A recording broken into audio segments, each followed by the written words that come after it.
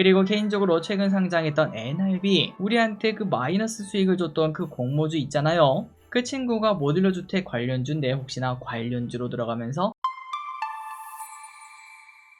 네, 안녕하세요. 주식은 역시 기리기리새 기리기십니다. 안녕하세요, 기리분들. 오늘의 경제 공부 또 같이 해보도록 하겠습니다. 그리고 이 영상은 국내도 미국도 수수료 무료인 메리츠증권의 슈퍼 365 계좌와 함께합니다. 같이 공부하시죠. 렛츠 기릿. 첫 번째입니다. IT캠 고맙다. 자, 오늘은 IT캠의 상장일이죠. 의약품 등의 첨단 소재 위탁 개발 생산 전문 기업인 이 회사는 사람들의 관심을 처음부터 많이 받았었는데요. 그리고 오늘 상장 또 나이스하게 했습니다. 공모가가 16,100원인데 시가가 38,800원으로 그냥 바로 2만원의 수익을 주는 걸 확인할 수 있었죠. 다만 그 이후에는 조금은 미끄러져 내려가는 모습, 다만 그럼에도 충분한 수익을 주는 걸 확인할 수 있었습니다. 자, 공모주 분위기는 뭐 여전히 이어지는 것 같습니다. 선별적으로 이제 데이터 잘 나오는 친구들은 계속 청약을 해도 될 것 같네요. 다음입니다. 그리고 오늘부터 내일까지 청약을 하는 SNC스, 이거 어제 우리가 청약하자고 말씀드렸죠. 한 번 더 체크하시면 좋을 것 같고, 그리고 신한투자에서 진행하는 SNC스 말고 S2W 요 친구도 있었는데요. 그런데 요 친구는 갑자기 오늘 아침 청약 철회가 되었습니다. 이때까지 당일 취소는 처음 보는 것 같긴 한데 다음에 다시 돌아온다고 하니 그때까지 조금만 더 기다려보도록 하자고요. 어쨌든 신한투자, SNC스, 조선기자재 관련 기업, 최근 조선주 너무나 좋죠. 당연히 청약하시면 좋을 것 같습니다. 다음입니다. 게임주 이야기를 두 가지만 빠르게 보도록 하겠습니다. 첫 번째는 데브시스터즈, 실적도 좋다. 자, 제가 좋아하는 게임 섹터죠. 그리고 오늘 오랜만에 이것저것 봤는데 일단 데브시스터즈의 차트가 좋았습니다. 왼쪽에 보이시는 건 바로 일봉인데, 그리고 참고로 이제 차트를 제가 올려드릴 때 이런 식으로 일봉이면은 일봉에 이제 볼드체가 들어가 있고,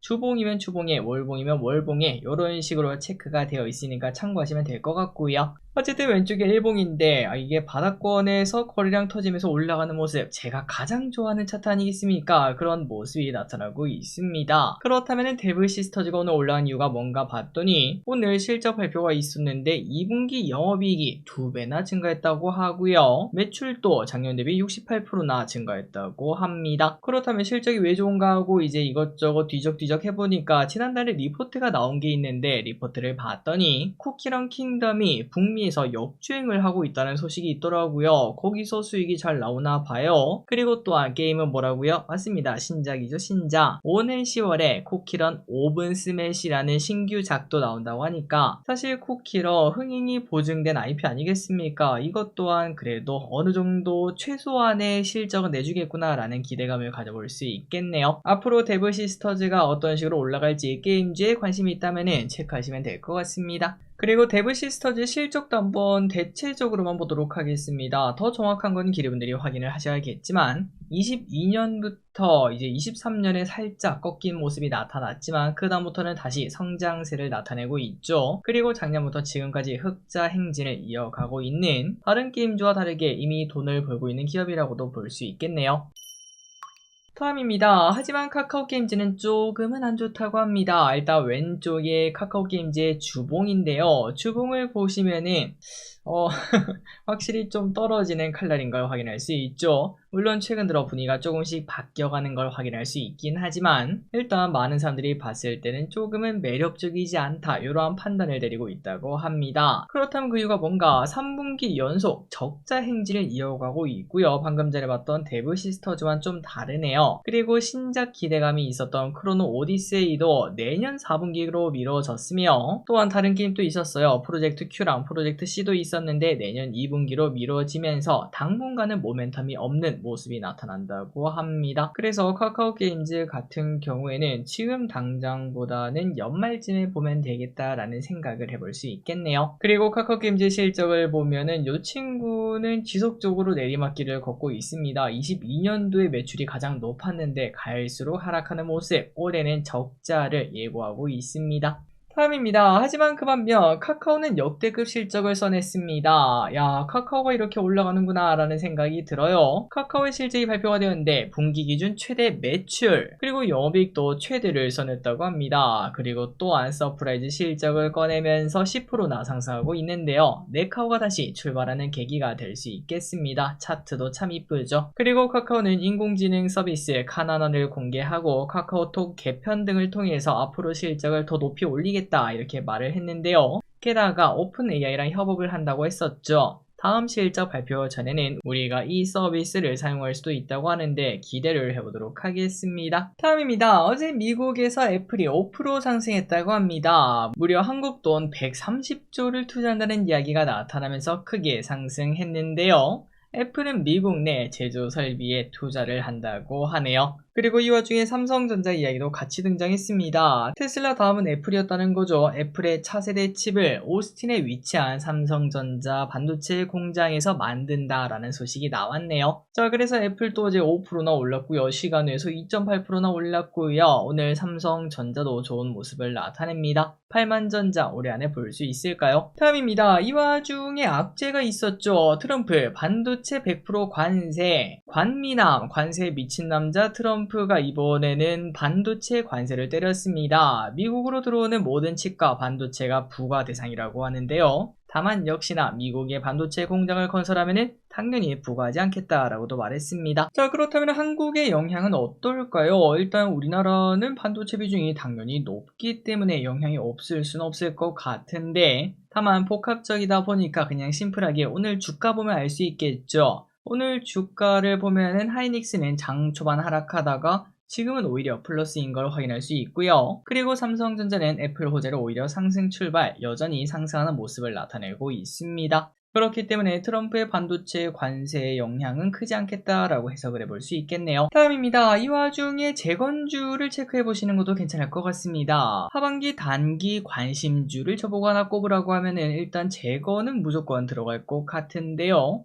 우크라 재건 소식은 분명 나타날 것이며 북한 관련 이슈도 영향을 줄 수 있겠습니다. 그리고 이 와중에 푸틴과 미국 특사가 만났다는 소식이 나타나고 있는데 러시아가 미국에게 몇 가지 소식을 전했다는 이야기가 나오더라고요. 그리고 일각에서는 이르면은 다음 주 푸틴이랑 트럼프랑 만난다고 하며 우크라와 함께 3자 회담까지 나타날 수 있다고 하니까 일단 기대감을 가져볼 수 있겠습니다. 정찰병 하나 정도는 보내볼 수 있겠죠. 그리고 개인적으로 최근 상장했던 NRB 우리한테 그 마이너스 수익을 줬던 그 공모주 있잖아요. 그 친구가 모듈러 주택 관련주인데 혹시나 관련주로 들어가면서 잠시 동안 급등하는 모습이 나타날지도 체크를 해보도록 하겠습니다. 자, 왼쪽에는 전진건설 로봇의 일봉이고요. 오늘 살짝 관심 받는 모습. 그리고 SG와 SY 스틸텍 이 두 개가 오늘 가장 많이 관심을 받는 모습이더라고요. 다만 거래량이 그렇게 많지는 않아서 일단은 고개를 돌리기 시작했다. 이 정도만 체크하시면 될 것 같습니다. 참고로 이것 또한 여기 보시면 주봉의 색깔이 다르죠. 주봉이라는 의미라는 거 확인하시면 될 것 같네요.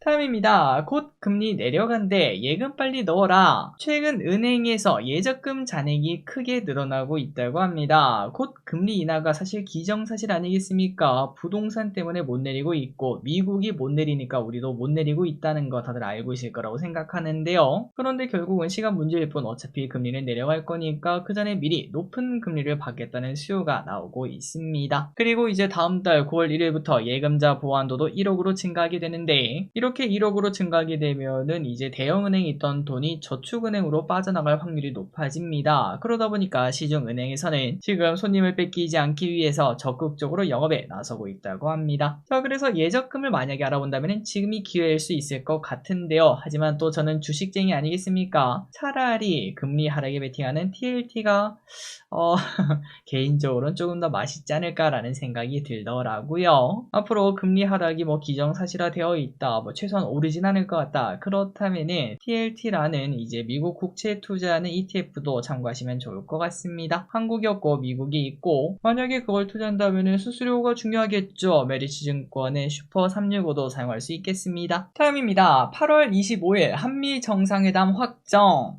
한미 정상회담을 진행한다고 합니다. 오는 25일에 정상회담을 이제 확정시켰다고 하며 양국 합의문을 담은 선언이 목표라고 하네요. 일단 뭐 관세 리스크는 뭐 거의 사라진 느낌이 되긴 하지만 아직까지 최종 관문이 남았죠. 이번 정상회담에서 대미 투자 계획 등 특별한 소식이 등장할 수도 있어 보입니다. 그리고 이어서 보도록 하겠습니다. 정밀지도 결정이 바로 내일이라고 하는데요. 미국이 이때까지 우리랑 협상하면서 원했던 것 중 하나가 바로 정밀지도 반출이었죠. 이를 원하는 이유는 뭐 구글맵 플러스 더 나아가 이제는 자율주행 시대 아니겠습니까? 웨이모 진출의 발판이라고 저는 생각하고 있습니다. 물론 우리나라는 계속 반대 중인데요. 우리나라는 휴전국가 아니겠습니까? 그러다 보니까 군사기지 등 보안시설 정보가 담겨있다 보니까 해외 서버에는 줄 수 없어요. 이렇게 말을 하고 있는 상황입니다. 자, 그러다 보니까 최근 구글은 민감시설은 가림 처리하고 그러한 지도를 받는 쪽으로 협상을 하고 있다고 하는데요. 과연 내일 결정이 날지 한번 보도록 하고, 다만 이번에도 결정이 안 날 가능성이 높다고 합니다. 한미 정상회담에서 결정이 날 수도 있다고 하니까 참고하시면 될 것 같고, 혹시나 정밀지도 반출이 결정이 난다면은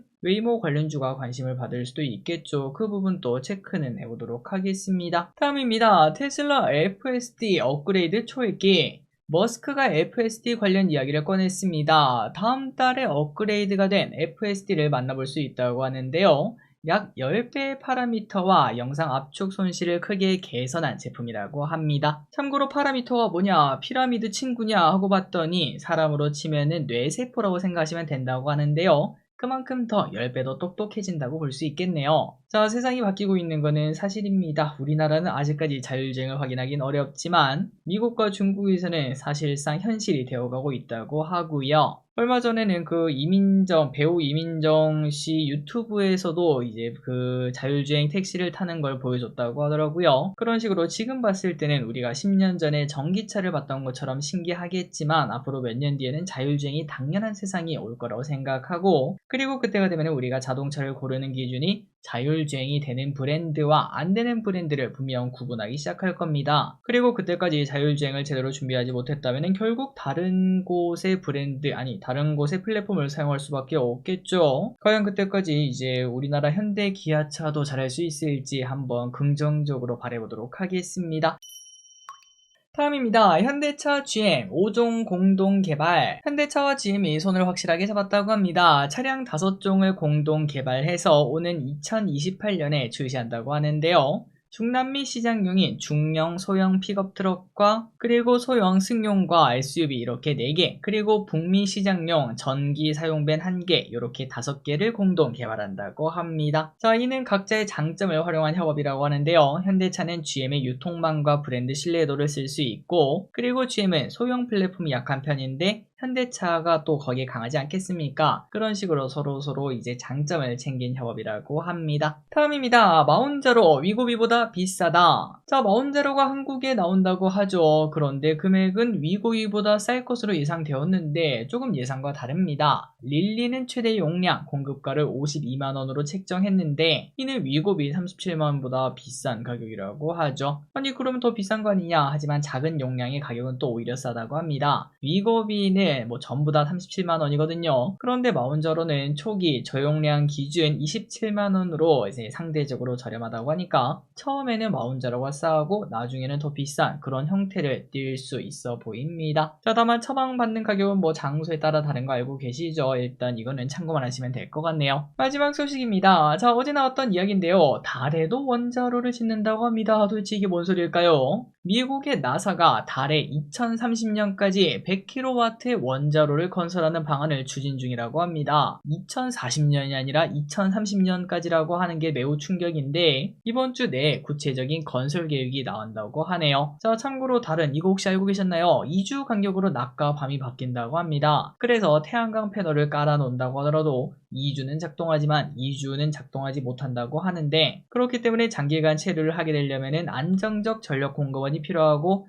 그 주인공이 바로 원자로가 될 수 있다는 거죠. 참고로 중국이나 러시아도 달에 30년대 중반까지 핵 발전소를 건설하겠다 이렇게 말했었는데 누가 먼저 하냐의 싸움이 될 것 같고, 어느 정도 시간이 지나면은 달에서도 여기가 내 땅, 여기는 네 땅, 이런 일이 생기지 않을까라는 생각이 듭니다. 우리는 진짜 어떤 세상에 살고 있는 걸까요? 자, 오늘의 공부 여기까지 끝났습니다. 항상 같이 공부해서 진심으로 감사합니다. 지금까지 기리셨습니다. 빠이요.